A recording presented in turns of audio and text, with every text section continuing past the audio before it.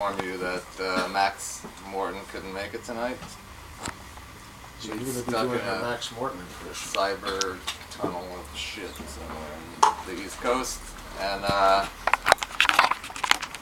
like to introduce you to a modern-day pirate with a heart of gold and teeth to match.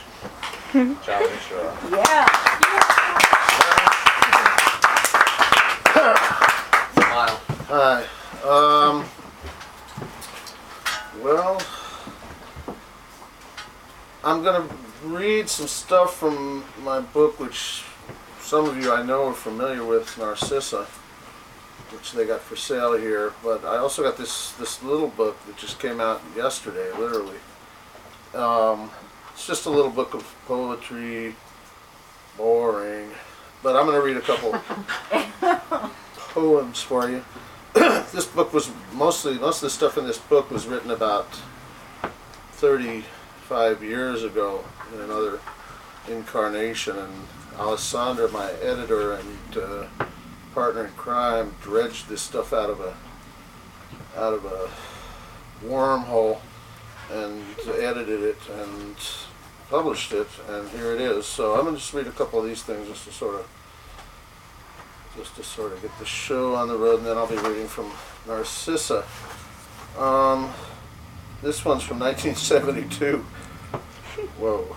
It's called One House, Three Women, and One Cat. They all left my memories upon my shelves at one time or another. One took instant decaffeinated, one took fresh ground, one took vodka or whatever she could get. They all took my love with a tear chaser. The cat took tuna. They all left their memories on my bed. One smelled like perfume, one smelled like sweaty lovemaking, one smelled like vodka and ashes. They all smelled like women on appropriate occasions. The cat smelled like fish. They were all my lovers, all but the cat, who confined herself to stalking my feet in the kitchen like a primeval demon. They all said they loved me, all but the cat, who's the only one who stuck around. Thank you. I was actually hanging around with a guy named Charles Bukowski at the time, and maybe some of that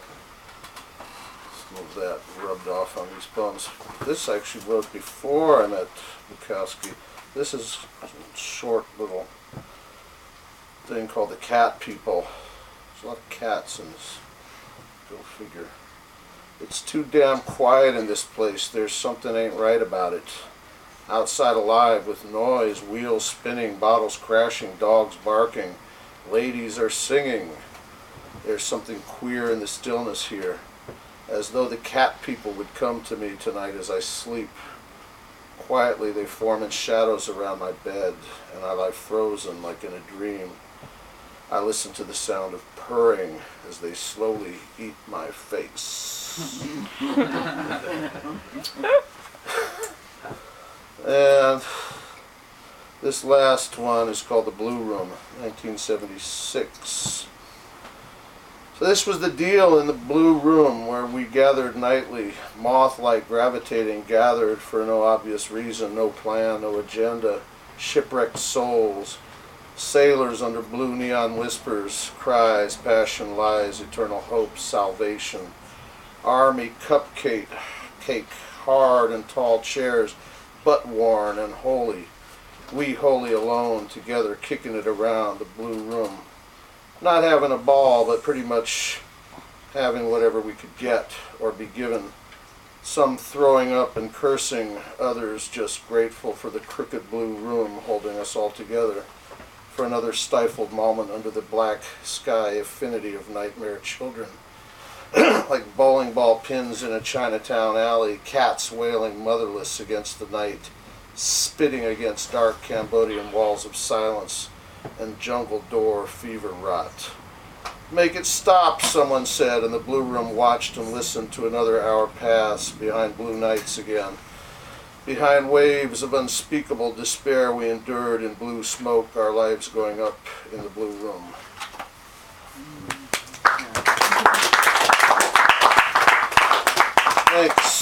So this stuff I'm going to read here is from a bit of Narcissa, Our Lady of Ashes. For anybody who's not familiar with the book, a little background. It's basically a story of a middle-aged gypsy ex-con who, in Brazil, who falls in love with a teenage crack whore with somewhat paranormal abilities, sort of crack clairvoyance, and mayhem ensues. It's essentially a love story, a twisted sort of little love story, but a love story nonetheless.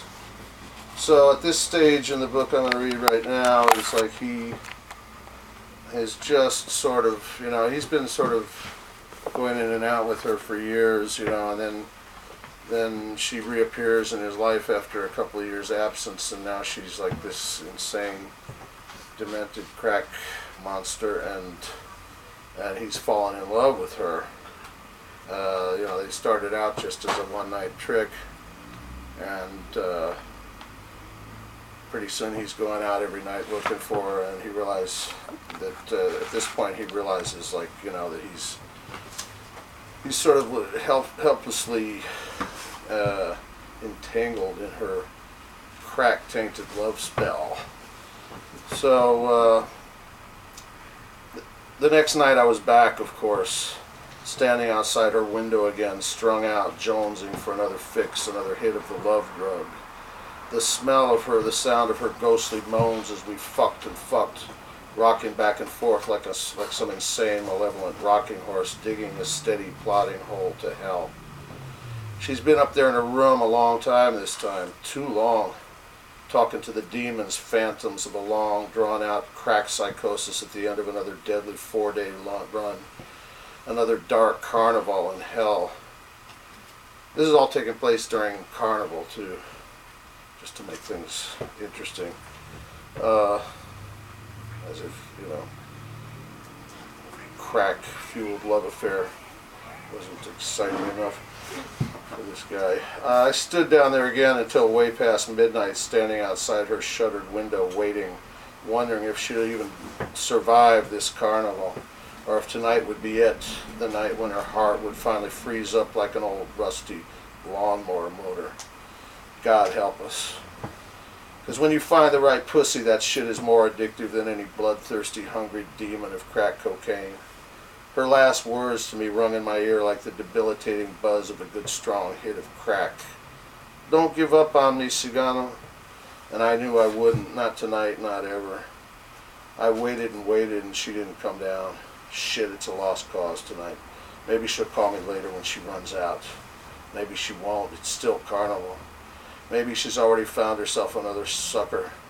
Shit, I wandered off into the drunken crowds of festering insect people.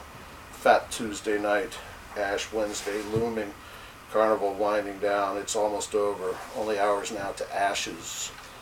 And then it all hit me smack in the face there. Swack, like an old whore's clammy jizz-encrusted slop rag.